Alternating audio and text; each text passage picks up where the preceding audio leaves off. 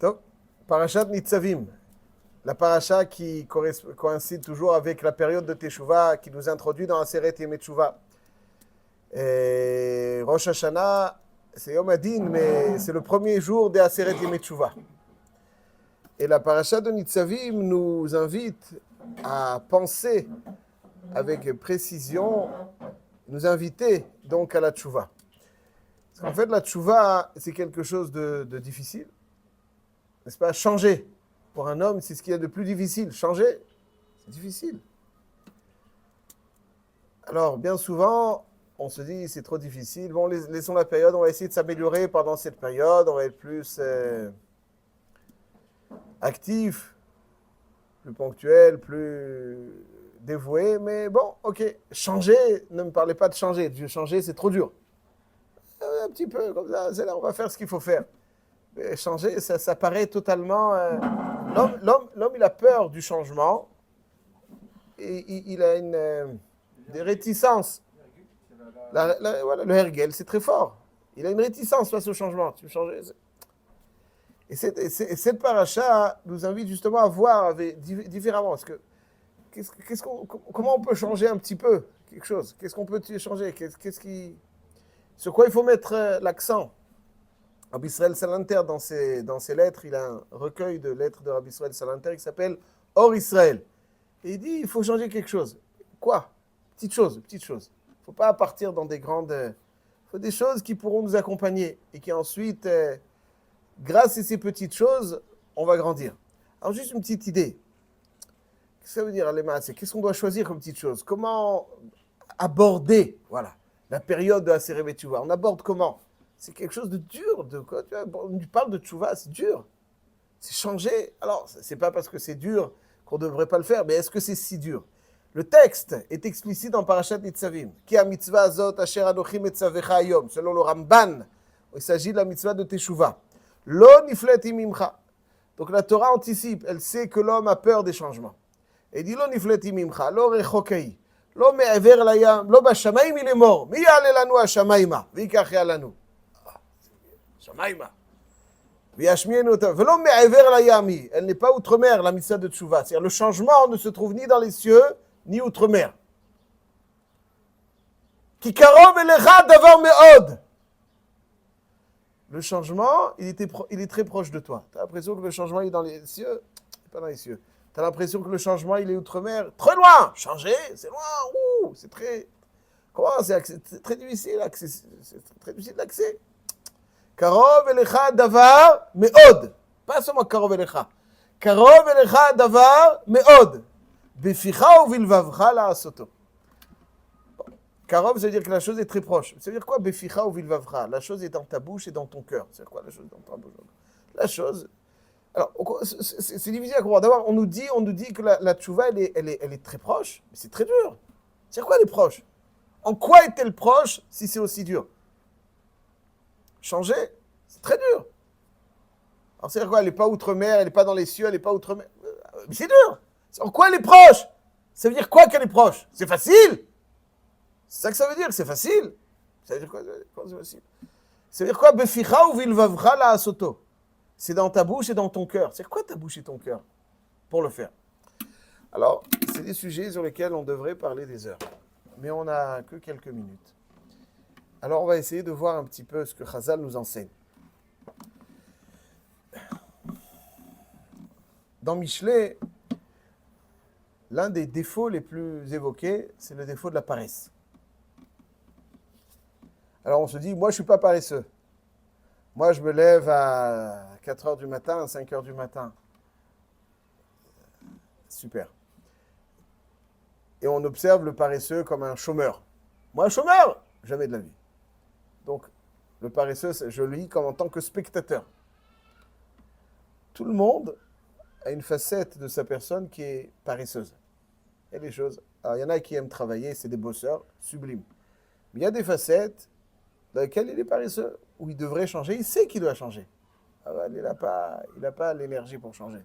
Alors, il ne faut pas lire Michelet et la description du paresseux comme quelque chose. Le paresseux, c'est celui qui fait dodo toute la journée, qui se lève à 11h du matin, etc. Non, on ne parle pas du paresseux comme ça.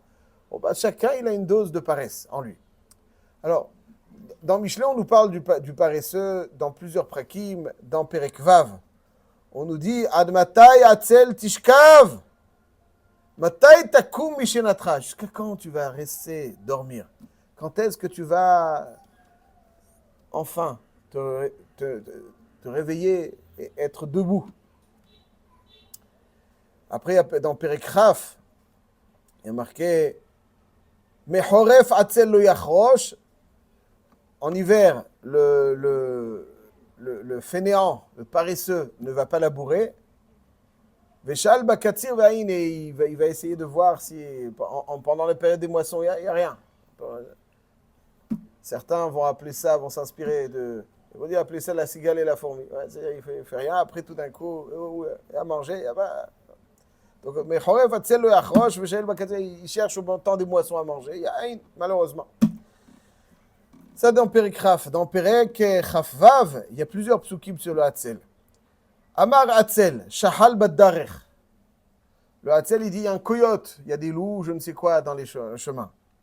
Ari ben Arechovot, il y a des lions dans les rues. Adelet Tisov al Tzira ve Hatzel al Mitato. La porte tourne sur ses gonds et le fainéant est au lit.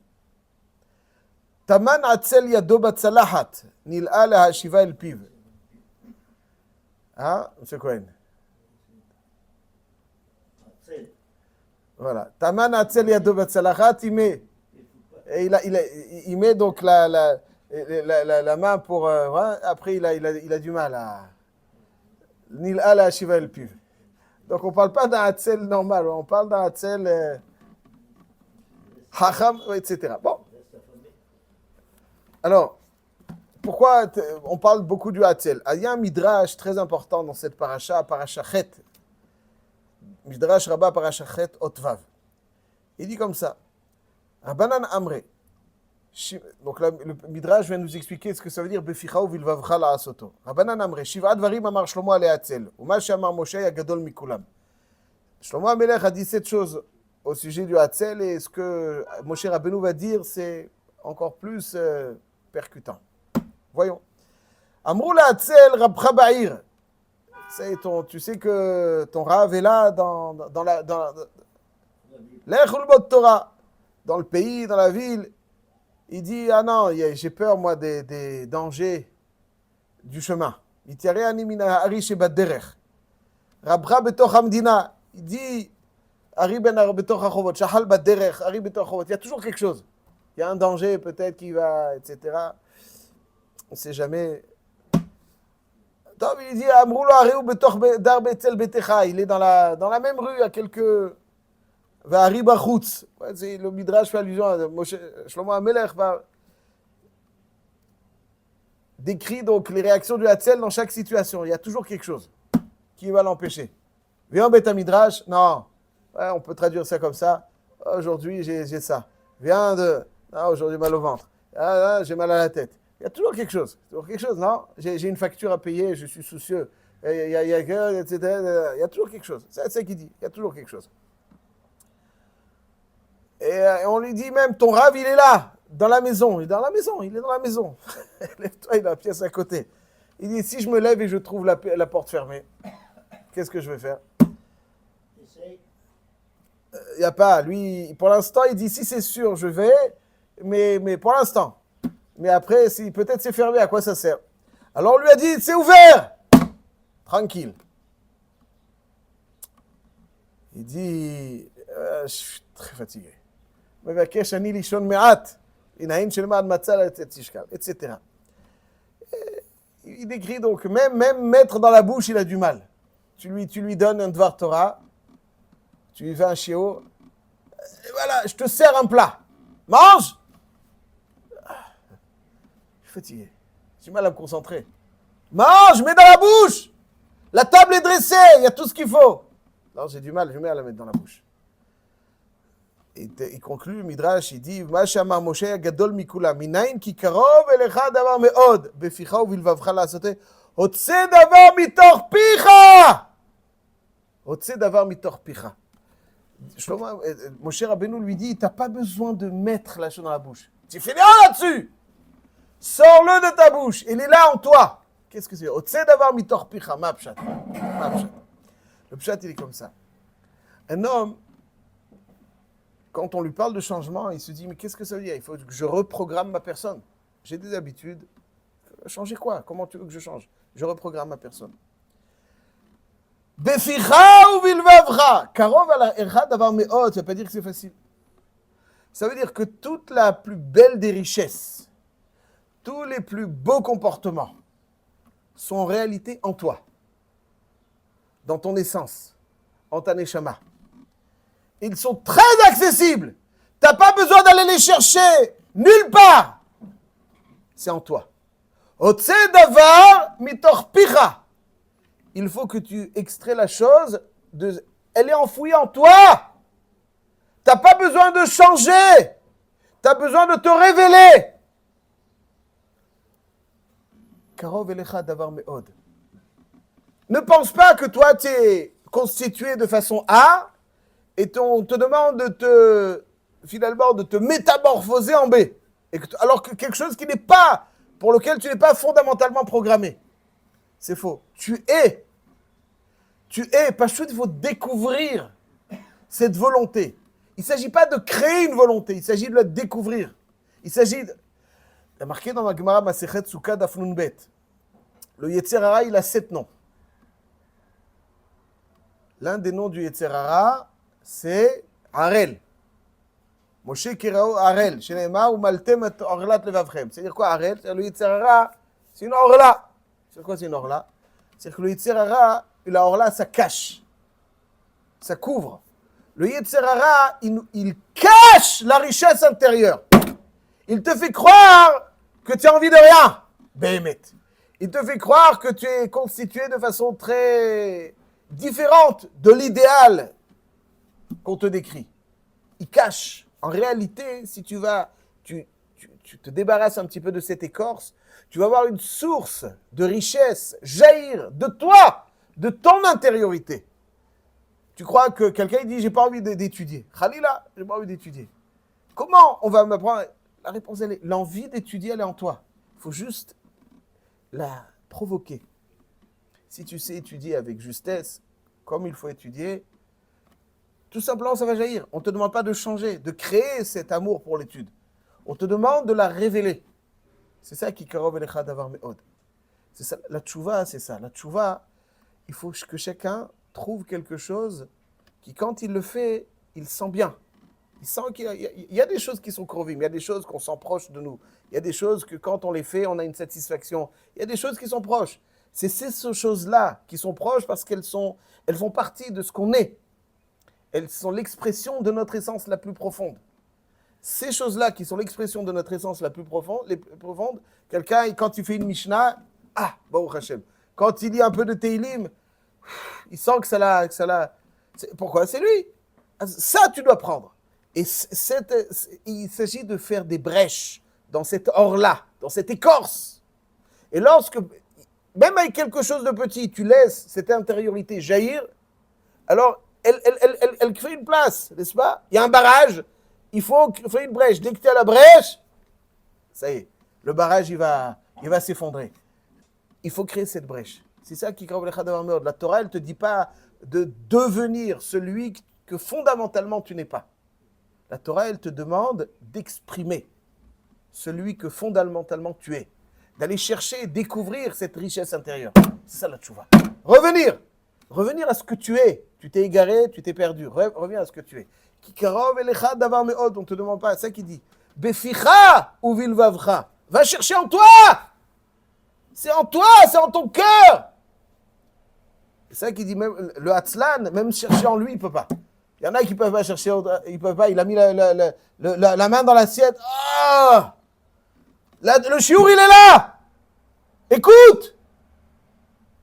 C'est dur. C'est dur. Il est là. C'est dur. Ok, allez, ne va pas chercher à l'extérieur. Va chercher quelque chose en toi. Kikarov elecha davar me'od. Beficha ou vilvavcha lasoto. Beficha, c'est en toi. Ne pense pas qu'il faut aller devenir le tzaddik. C'est quelque chose qui est complètement différent et incompatible avec ce que tu es. Aujourd'hui, il faut créer la compatibilité. C'est faux, tu es compatible. Il faut juste se débarrasser de cette écorce. C'est un svatémet dans cette paracha que je vous invite à voir.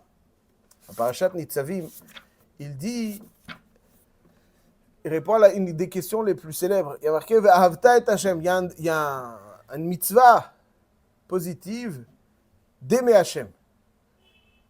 Sur quel bouton il faut appuyer pour aimer? Aimer, c'est un sentiment. On maîtrise nos actions, faire, ne pas faire, ça on peut décider. Mais est-ce qu'on peut décider d'aimer? Ce n'est pas quelque chose qu'on maîtrise, aimer. On peut décider d'aimer.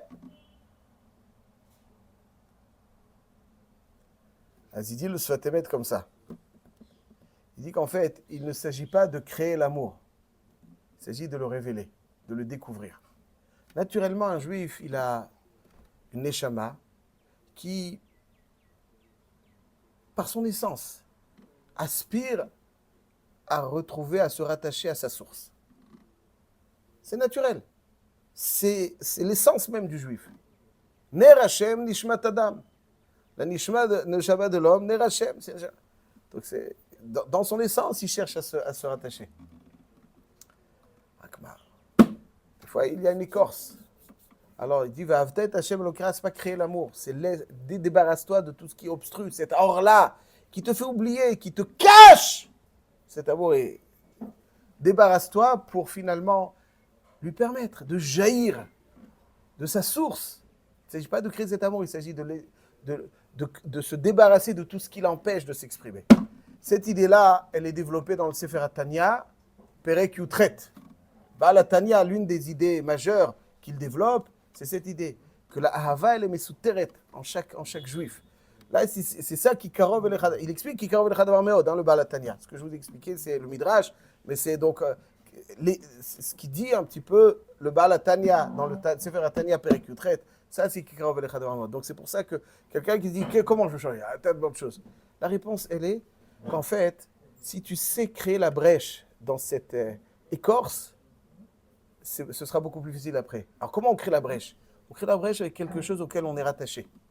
On sent qu'on est déjà proche, c'est-à-dire où on exprime notre kirva, on exprime notre essence. On exprime notre essence. Dès que tu exprimes notre essence, peu à peu, avec des petites choses, cette brèche va s'élargir pour finalement devenir. Donc, c'est à travers des petites choses, les petites choses vont réveiller les grandes choses qui sont enfouies en nous. Zak ou Baruch. Zak ou Baruch.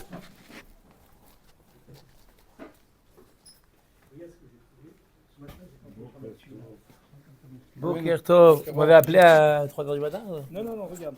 Ce matin,